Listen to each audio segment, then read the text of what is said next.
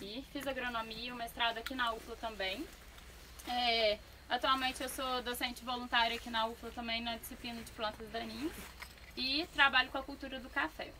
Essa aqui é a pós-doutora Janine, ela também é formada aqui na UFLA e ela faz parte do experimento aqui com a gente e ajuda em todos os trabalhos desenvolvidos lá da Inova Café.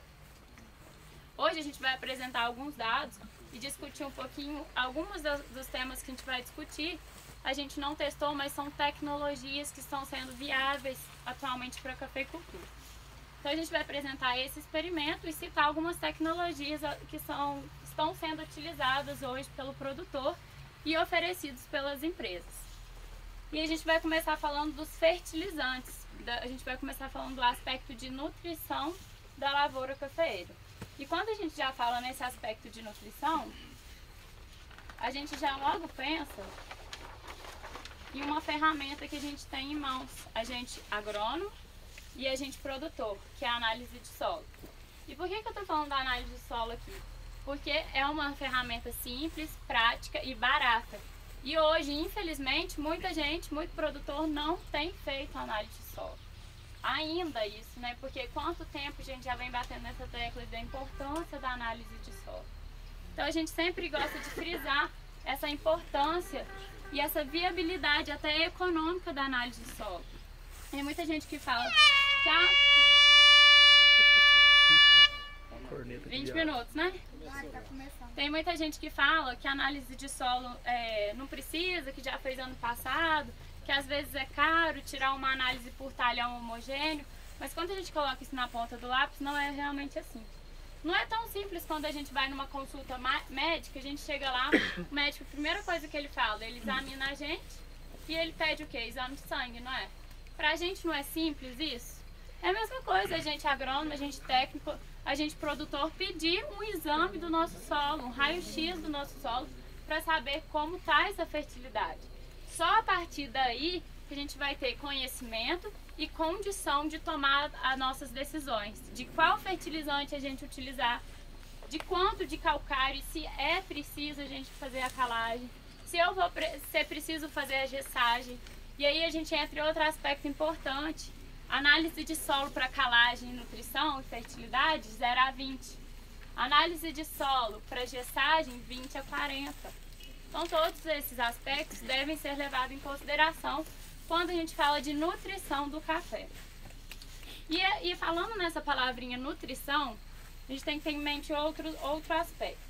Quando a gente coloca o adubo no solo, a gente vem aqui e joga debaixo da saia uma mãozada de adubo, esse adubo ele tem que ter a capacidade de ter o fertilizante, o nutriente, e a capacidade de suprir e de disponibilizar esse nutriente para a planta.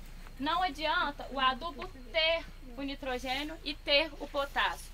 A sua lavoura tem que ter as condições para a planta absorver esse nutriente. E por isso que hoje em dia as empresas e as pesquisas, as instituições de pesquisas vêm desenvolvendo algumas técnicas de manejo e alguns fertilizantes especiais que são capazes de aumentar essa eficiência da nossa adubação. Às vezes a nossa adubação, principalmente quando a gente fala em ureia e nitrogênio, mais de 50%, de 30% para mais, é perdido por volatilização. O potássio, a gente tem muita perda por lixiviação, dependendo do nosso solo. Então isso são problemas que o cafeicultor enfrenta nessa parte de fertilidade. Um outro aspecto muito importante nessa questão de nutrição é a questão da água, é a questão da umidade, que é onde essas técnicas de manejo estão sendo estudadas. Como disponibilizar maior umidade para o café? Por que disponibilizar maior umidade para o café e maior água para o café? Não só apenas para a água, para a função da água mesmo na planta, mas sim para a função da água como veículo do nutriente. E a questão que eu falei de ter e suprir. Às vezes a gente tem o adubo no solo, o produtor a gente foi lá e adubou, fez os 3 parcelamentos, mas a gente não tinha água, então esse adubo não foi capaz de disponibilizar esse nutriente para a planta. Então por isso que a gente vem estudando algumas outras técnicas de manejo que proporcionam essa função de água como veículo do nutriente para a planta absorver através do seu sistema radicular. A partir daí, a gente vem com os aspectos dos fertilizantes especiais, que é aqueles fertilizantes que eu comentei com vocês, que estão sendo disponibilizados para diminuir ou reduzir, evitar essas perdas desses nutrientes e aumentar a absorção da planta de nitrogênio e potássio principalmente. Então, quando a gente coloca o adubo lá na lavoura, parte desse nutriente é absorvido para a planta e parte é imobilizado no solo, lixiviado, volatilizado. Então, por isso que a gente pôs aqui esses dois tipos de fertilizantes. Isso aqui são pellets de fertilizantes chamados organominerais, que a gente vai ver um pouquinho. E aqui são os grânulos dos fertilizantes de liberação controlada.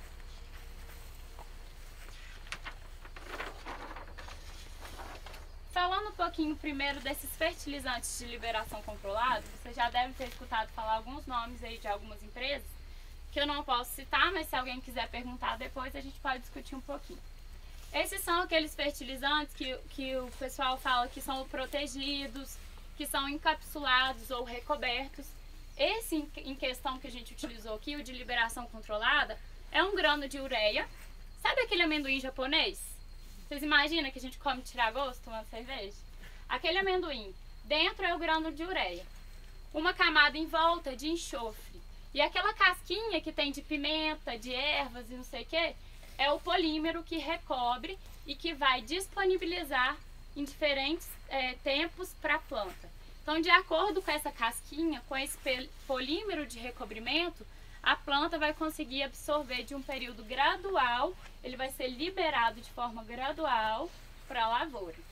Então, são os chamados fertilizantes de liberação controlada. E um diferencial desses fertilizantes é quando a gente fala em dose.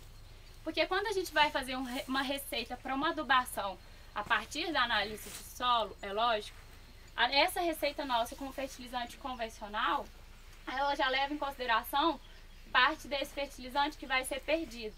Então, quando a gente receita uma dose de adubo, parte dessa dose já está quantificando as suas perdas. Como a gente está utilizando um fertilizante que tem essa eficiência aumentada, a gente pode ter uma possível redução de dose, porque a gente não tem que quantificar as perdas. E outro aspecto dele muito importante, que às vezes facilita no manejo da lavoura, é que ele não precisa de parcelamento, porque ele vai ter essa proteção, né, do nutriente e não vai ser necessário parcelar. Então a gente pode diminuir a nossa mão de obra, nosso custo com mão de obra, além de melhorar outros aspectos fitossanitários gerais da sua lavoura. Porque com o tempo que você estaria dispendiando para os empregados e tudo mais, fazer as adubações em 3 parcelamentos, aqui a gente vai fazer uma adubação e todo mundo da fazenda vai estar disponível para aplicar fitossanitário, para controlar plantas daninhas e entre outros. Então aí a gente tem um aspecto fitossanitário, um aspecto geral melhor da lavoura também. Outro tipo de fertilizante são os fertilizantes organominerais. São fertilizantes muito simples, sem muitas tecnologias. E quando a gente fala isso, a gente fala porque parte desses organominerais, 50% desse tipo de fertilizante, pode vir da sua própria fazenda. São os fertilizantes que parte é a parte mineral e outra 50% é a parte orgânica. Parte orgânica que pode vir de casca de café, cama de frango, esterco bovino e entre outros. Então, quando a gente fala em organominerais, nada mais é do que os adubos orgânicos enriquecidos com nutriente mineral. Isso já dá um outro aspecto muito positivo para a lavoura, que assim como o outro fertilizante que eu citei, esses organominerais, eles também vão disponibilizar o nutriente para a planta de forma gradual. A parte mineral, assim que colocada no solo e em condição favorável, ela vai ser liberada para a planta. A parte orgânica precisa da ação dos micro-organismos do solo para mineralizar esse nutriente e disponibilizá-lo para a planta. Então ele também consegue essa liberação de forma gradual. Então aqui a gente vê o composto orgânico, né? Algum tipo de composto orgânico, mais os nutrientes minerais que formam os organominerais, que muitas das vezes, para facilitar a aplicação, é peletizado. Então, falando nessa parte mineral e chamando a atenção de por que é tão importante essa parte orgânica nesse tipo de fertilizantes, a gente chama a atenção da importância de uma boa matéria orgânica da sua lavoura. Não só para a planta, mas pensando agora um pouquinho no solo. A matéria orgânica ela é responsável por dar vida ao solo, que a gente fala. Ela retém e disponibiliza nutrientes, retém a umidade do solo, melhora essa estrutura do solo, por quê? Porque ela vai ativar os micro-organismos que vão ter ação direta na disponibilização desses nutrientes para a planta. E com isso, com essas melhoras nas propriedades do solo, dessa estrutura do solo, a planta vai ter mais condição de crescer o sistema radicular. E por onde que a planta come? Pela raiz.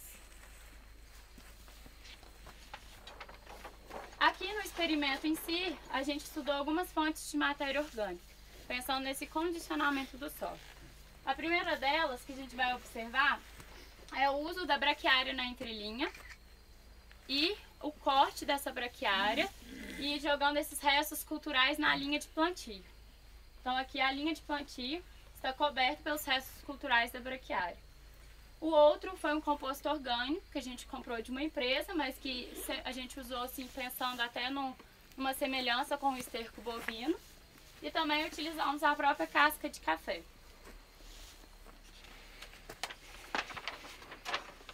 A casca de café nos surpreendeu e está nos surpreendendo até o momento, porque até então a gente achava que ela seria sim benéfica para a planta, mas a gente não pensava que ela se destacaria dos demais tratamentos por ser um subproduto da fazenda tão simples.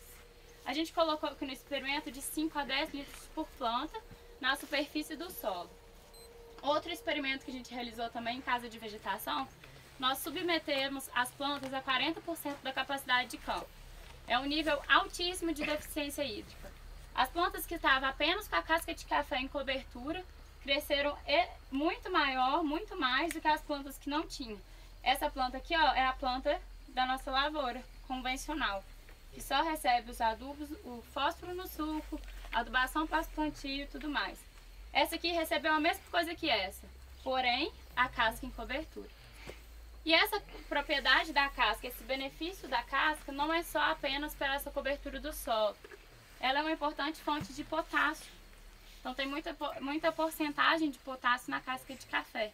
Então, além dela fazer esse condicionamento do solo, em anos consecutivos de uso, possivelmente você pode reduzir a sua adubação fosfatada de acordo com os teores da análise de solo. Então aqui são alguns dados, né? Isso aqui a gente colocou, essa lavoura aqui que vocês estão vendo, está com 1 ano e 3 meses de plantio. E esses dados aqui, esses gráficos foram quantificados com 1 ano. Então em janeiro do ano passado a gente plantou e aqui em janeiro a gente fez as avaliações. E essas aqui são as avaliações de crescimento que a gente está apresentando hoje. Esses gráficos aqui, a altura, diâmetro de caule, comprimento do ramo plagiotrópico e número de nós, são dados que vão identificar para a gente quais que são os possíveis índices de produtividade. Tem muitos pesquisadores que falam que a arte de produzir café é a arte de produzir ramos também, porque é onde a planta produz. Então, quanto maior for esse comprimento meu do ramo plagiotrópico, maior número de nós a gente tem aqui, maior vai ser a primeira cata, né, dessas plantas. Então aqui a gente vê no manejo convencional do mato. Então esse manejo convencional é esse aqui, por exemplo. Esse aqui é uma linha de bordadura, mas pode ser usada como exemplo. Na entrelinha a gente roça, não tem nenhum outro tipo de manejo. E na linha a gente vem com a capina e com a aplicação de herbicida pré. Então esse é o nosso manejo convencional do mato. Nesse tipo de manejo convencional, parte das plantas receberam composto orgânico, casca de café e aqueles outros condicionadores que eu falei com vocês. Desses compostos orgânicos, o que mais se destacou foi a casca de café. E todos esses gráficos maiores que vocês estão vendo aqui é das plantas que receberam a casca de café, em comparação com as plantas testemunha. E eu volto a dizer, quando eu falo testemunha, é a nossa lavoura convencional. E o outro dado que a gente trouxe para apresentar, como eu falei de fertilizantes especiais, a gente também trouxe a parte de fertilizantes de liberação controlada, em que a gente observa o mesmo aspecto. Nas plantas que receberam esse tipo de fertilizante, a gente observa maior altura, diâmetro de caule, flageotrópico e número de nós. E aqui vale ressaltar que a gente observou isso principalmente nas plantas que receberam a braquiária. A comparação entre manejos, vocês vão ver lá com o professor Rubens, que está estudando essa parte. Aqui a gente está comparando fertilizante dentro de um mesmo manejo. E esse fertilizante de liberação controlada, associado ao manejo com o uso da braquiária, ele se destacou dos demais também. E a partir daí, dentro do manejo com a braquiária, o fertilizante de liberação controlada cresceu mais do que o nosso adubo convencional. Isso porque diminuiu as perdas, reduziu as perdas. Então, gente, no mais era isso. A gente queria muito agradecer. Queria chamar a Carol também ali, ó, aquela que esse experimento dá muito trabalho pra gente avaliar. E ela é uma das nossas peças-chave aí para conseguir esses dados aqui. Então esses dados aí foi tudo ela que ajudou a medir, a contar. E eu queria convidar vocês para a gente dar uma voltinha no experimento e caso vocês tiverem alguma dúvida, a gente pode perguntar aqui agora, discutir agora ou andando no experimento também. Eu tenho. Na avaliação da utilização da palha de café, vocês avaliaram a temperatura do solo também ou não? A temperatura do solo está sendo avaliada, tá vendo? Vocês vão ver umas caixinhas azul. Elas estão avaliando, mas é um pessoal lá da engenharia. Então a gente não está com esses dados por enquanto, mas eles estão avaliando. E a utilização da adubação lenta, liberação lenta, teve um crescimento uniforme da lavoura ou não? Teve. Uniforme. Só isso. E isso é importante falar também, porque principalmente quando a gente fala na utilização desses fertilizantes especiais de liberação lenta ou controlada, que no final das contas o objetivo é o mesmo. O processo de produção de fertilizante de liberação lenta para controlada que é diferente. Mas o objetivo no final das contas é o mesmo, reduzir perda, aumentar a eficiência. Em lavoura e implantação, a recomendação de aplicação desse tipo de fertilizante é enterrado no solo. Então, ou eles recomendam a gente fazer colheita lateral, então a gente planta a muda e faz meia dose aqui e meia dose aqui, enterrado no solo. Ou a gente joga o adubo e vem com a enxada com o solo por cima. E isso acontece muito, vamos falar até desastre em implantação de lavoura, porque pode ser aplicado muito próximo às raízes, ao suco de plantio. E aí ocorre morte geral, ocorre isso que você falou de não uniformidade, principalmente pela má aplicação, não pelo fertilizante em si. Mais alguma dúvida? Por favor, a palha de café, qual o posicionamento da palha de café que vocês aplicaram? Tem algum experimento aqui? Não? Tem, a gente vai dar uma olhadinha ali. Tá. Mas a gente tomou o único que a gente colocou em superfície, em cobertura. Ela é recomendada de 5 até 10 litros por planta. A gente quis aqui ter a dose máxima, então a gente colocou 10 litros por planta. O único cuidado que a gente teve foi de não deixar ela encostar diretamente no caule do café. Então a gente afastou mais ou menos 1 palmo do caule e aplicou na linha. Ficou na linha, não ficou em cima aqui não, onde que normalmente a gente aduba, né? Não, na linha. Vamos dar uma volta então? Vamos começar. Toda essa linha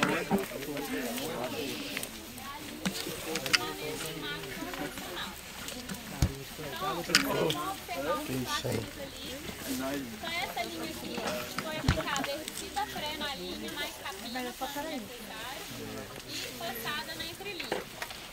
A partir daí a gente dividiu essa linha, metade dela é fertilizante de liberação controlada e metade dela são os nossos fertilizantes convencionais. E aí estão associados a casca, o gel, o composto. Em cada plaquinha daquela ali a gente vai ter a oportunidade de ver qual que é o tratamento. A partir daí, se vocês quiserem perguntar alguma coisa, a gente está conversando. Aqui ainda é chamada bordadura, né? Que aqui é feito só pra... Não, aqui já é o experimento. Mas eu não identifiquei ali porque está identificado aqui na frente. Aqui está a casca, vocês estão vendo? Então aqui é o manejo convencional. Aqui é o fertilizante de liberação controlada. mais a casca do café em cobertura. Olha pra mim lá, por favor, qual que é essa plaquinha? Essas plantas aqui receberam o gesso e o fertilizante de liberação controlada. Tá vendo isso aqui? Isso aqui foi aplicado em novembro. Ainda tem nutriente aqui dentro. Quando a gente aperta esse polímero, que é a casquinha do amendoim que eu comentei, e ele não quebra, é porque o nutriente ainda está sendo liberado para a planta até agora. Quer ver? A gente já achou outros que estoura na planta, é porque o nutriente já foi. Então, dependendo dessa casquinha, da espessura dessa casquinha, é que vai falar quando o nutriente vai ser liberado. Aqui foi um ano também de pouca chuva, não foi? Pouca chuva. De pouca chuva. Depois quanto? Qual que é a dosagem? Esse aqui foi 30 gramas. Isso aqui é o quê? Olha pra cima, por favor.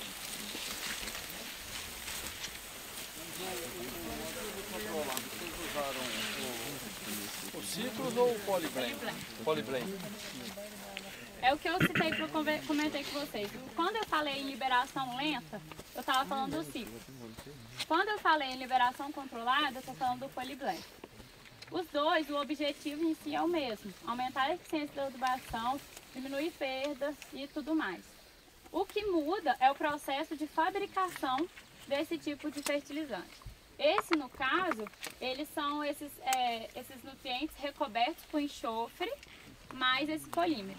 O outro, eles falam que é um sistema químico de elos, que os micro-organismos vão romper esses elos de carbono e esses nutrientes vão ser liberados para a planta. Além do ganho do Polyblend e do Citrus, o Polyblend, por ter o enxofre, ele pode ser um nutriente também disponibilizado para a planta. Essa daqui é o composto orgânico, ó, vocês podem ver. Esse aqui é um composto que a gente comprou. Lá de Machado? Foi, a gente comprou esse aqui de Machado, mas tentando se assemelhar a um. Aqui, esse aqui é o Vocês colocaram quantos quilos por hectare? Também a gente colocou 10 litros por planta. 10 litros por planta. Deu 2.700, deu quanto? Deu quantos quilos? 10 litros por planta. 2.700. Vamos fazer.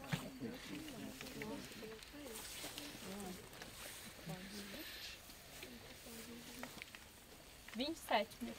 27 toneladas? Em cobertura, né? Quando a gente fala em aplicação em suco, é um pouco diferente. Aqui é em cobertura. No suco eu coloquei 5 toneladas por hectare. Para plantio. No suco, né? Agora eu vou colocar, mas não vou colocar tanto assim. É porque a gente usou a dose máxima, como eu comentei com você. Entendi. De 5 a 10. De 5 a 10.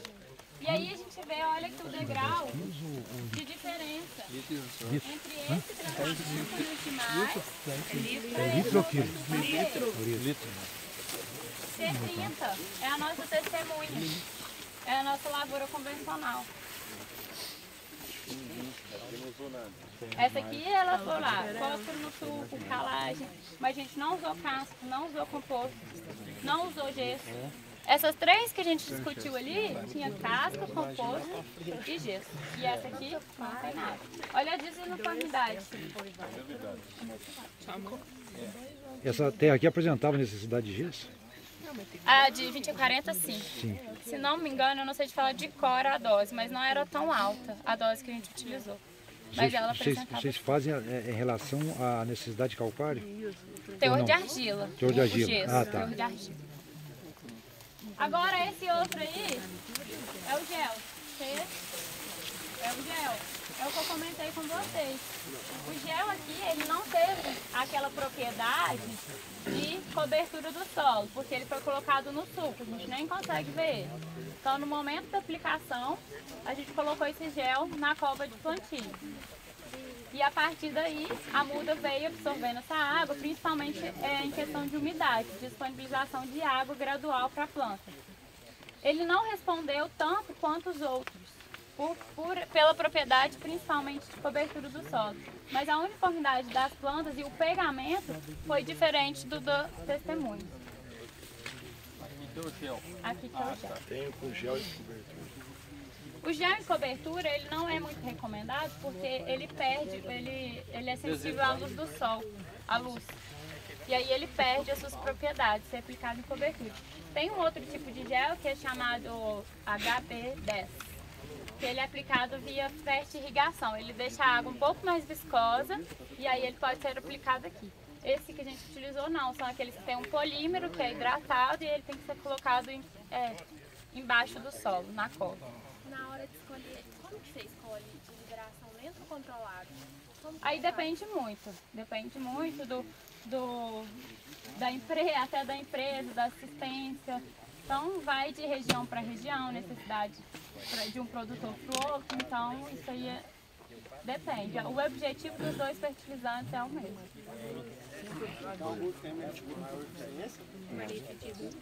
Oi? Não. Até o momento não.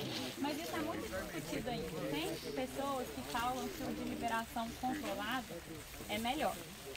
Por ele ser um mecanismo de liberação de acordo com essa espessura. Então ele consegue liberar mais tempo no solo de uma forma mais gradual. Tem gente que fala, mas tem gente que fala também que os fertilizantes de liberação lenta são melhores. Aqui eu não tenho como falar qual que é melhor, porque eu só usei um e comparei com o convencional. Então aqui eu não tenho como falar qual que é melhor. Hoje a dosagem é quantas toneladas por hectare de palha? 5 a 10 litros. Aí você faz as contas de plantas nectárias. Esse aqui qual que é? Esse aqui é qual que é? E esse aqui? Esse aqui do meio. Bom? Isso. Bom demais, tá lembrado de mim? Esse é o gesso. A gesso. Deixa eu ver, não, peraí. Não, esse aqui é o composto orgânico. Ah, tá. Aí agora tá. Agora esse aqui, quem que é esse lindo aqui? A casca. Olha aqui a casca de café. Uma bobaginha. Esse pedaço aqui? Esse pedaço. Só a casca. Mais A gente fez um ano, colocou no plantinho, um ano após a plantação a gente colocou de novo. Como que foi? Peraí. Não, de cobertura também. Mas no plantio qual foi a quantidade? Mesma coisa, 10 litros por planta. Mas é A um casca não usa jogar na cova? Não, a casca não pode ser enterrada.